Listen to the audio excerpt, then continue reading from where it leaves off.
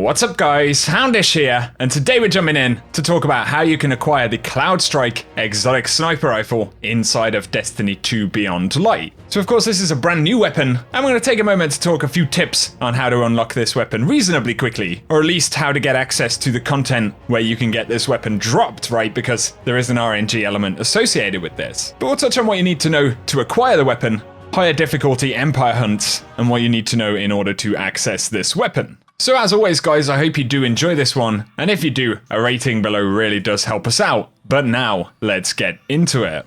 And so first up, in terms of how to acquire it, it isn't massively complicated in itself, but does require some specific upgrades and quests to be completed in order to get access to it. So Cloudstrike itself drops via Elect Difficulty Empire Hunts as a rare exotic drop. And Elect Difficulty does give you the ability to do Hero, Adept, Master, and Legend variants of Empire Hunts, and we'll talk more about those specifically in a moment as well. But in order to get access to these versions, we need to do some grinding for Variks Sabotage unlocks, essentially until we have access to Tier 2's 4th perk, called European Explorer 2.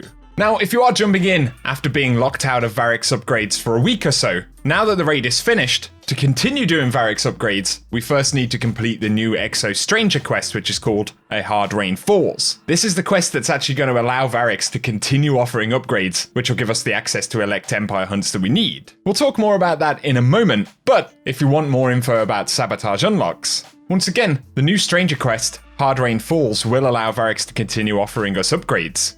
The Variks upgrades have to be purchased with Heraldways pieces, and some important upgrades to note. Firstly, be sure to unlock Empire Hunt 1. Get this as early as possible, as it does make Empire Hunt quests cost fewer Heraldways pieces. Definitely be useful since we're grinding a lot of them out, but other bonuses you'll unlock which help include Empire Hunt 2, where the first hunt of the week costs no Heraldways pieces. And then also European Protector 3, that's the Tier 3 bonus that we've got currently, and it grants you a chance to earn Heraldways pieces by defeating combatants on Europa with precision final blows. And since we're going to need so many of those pieces, this is actually pretty useful in terms of being able to farm them. Of course, various activities on Europa will actually reward you them, but one way you can farm them is to run a mixture of patrol missions, whilst hopping between each of the major sections on Europa and killing the high-value targets that spawn in the form of fallen brigs, but also some of the Empire high-value targets like captains. Especially if there's a few of you in a team, you can take these down very, very quickly, and each one that you kill is going to give you some of those pieces as well as Europa armor. And so if you do get stuck for them, it is one way that you can farm a few out reasonably quickly. Of course, all of the upgrades have objectives which appear via a quest, and so basically it is a case of unlocking his perks list until you have access to that 4th Tier 2 perk. And so for this quest step, to complete it, we've got to get kills in the active Eclipse Zone, and this week that's in Eventide Ruins. And the fastest way to clear this is by completing patrol missions and public events there while getting kills. Once this is done and we speak to the Stranger, Variks will begin to offer us more upgrades. Remember that greens need to be unlocked first, and eventually you can farm out the powerful combatant kills in Empire Hunts to unlock European Explorer 2, and when you have this perk unlocked, you simply gain access to those difficulties. So the Adept version is an 1180, and that's listed as only having Cloudstrike as a rare drop or enhancement cores. And then we can see that the Hero, Legend, and Master tiers do increase more loot drops, but also you get the introduction of champions and things like that. So Cloudstrike itself seems to be the same rarity no matter which version you play, and the lowest tier has no champions and can basically be run through in about 10 minutes. But, of course, harder difficulties take a bit longer, and otherwise you rely purely on RNG from that final clear. Phantom, who clipped this, managed to get the weapon after 4 runs, but I did 7 runs and didn't have any luck just yet. And so that gives us a bit of an idea of the kind of RNG element involved in acquiring the weapon. And while we don't have pure gameplay right here, of course Cloudstrike does come with Mortal Polarity, where precision final blows generate a lightning bolt at the target's location, but rapid precision hits will create a lightning storm at the point of impact. And so the weapon could potentially have some pretty decent DPS capability as well. But in terms of getting that initial unlock, guys, in what has been a very busy couple of days of new content, that's pretty much everything you need to know in order to actually acquire the weapon. So I hope this video has been useful, and if it has, a rating below really helps us out. But also feel free to get subscribed and turn on notifications so I can keep you posted on the world of Destiny 2. And otherwise for now, I hope you all have an awesome day.